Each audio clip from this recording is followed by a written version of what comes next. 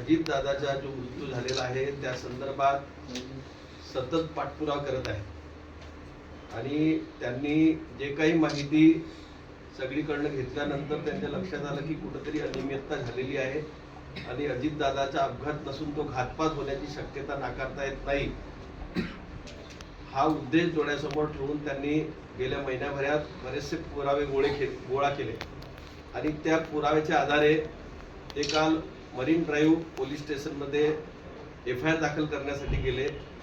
तिथं FIR दाखल करण्याची तिथल्या ठाणे अंमलदाराची मानसिकता असताना त्यांनी FIR ला सुरुवात केल्यानंतर एका वरिष्ठ अधिकाऱ्याचा फोन आला आणि दुसऱ्या वरिष्ठ अधिकाऱ्याने FIR नोंदवणे थांबवले आणि म्हणून त्यांनी काल संध्याकाळी निर्णय घेतला की बारामतीच्या पोलीस स्टेशनमध्ये जाऊन आपण आज FIR नोंदवू।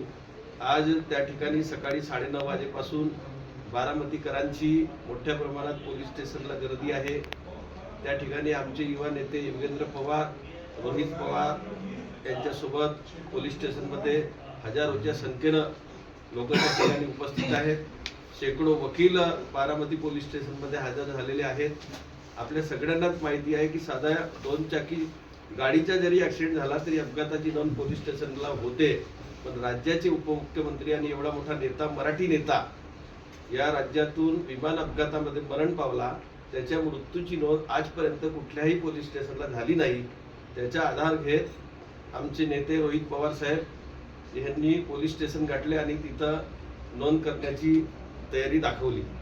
अजूनही ते पोलीस स्टेशनमध्येच आहेत आणि त्यांनी थोड्या वेळाच्या आधी अशी घोषणा केली की जर पोलिसांनी गुन्हा दाखल केला नाही तर आम्ही पुढची कारवाई करू।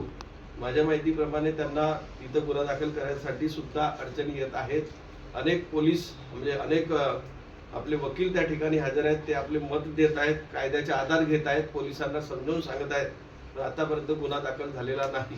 मी भंडारा जिल्हा राष्ट्रवादी काँग्रेस शरदचंद्र पवार पक्षाच्या वतीनं आमचे नेते रोहित पवार हे जे मोमेंट चालवत आहेत आणि अजित दादाला न्याय मिळवण्यासाठी ज्या पद्धतीनं पाठपुरावा करत आहेत, त्यांच्या भंडारा जिल्ह्याच्या वतीनं आम्ही त्यांच्या आंदोलनाला पाठिंबा देत आहोत।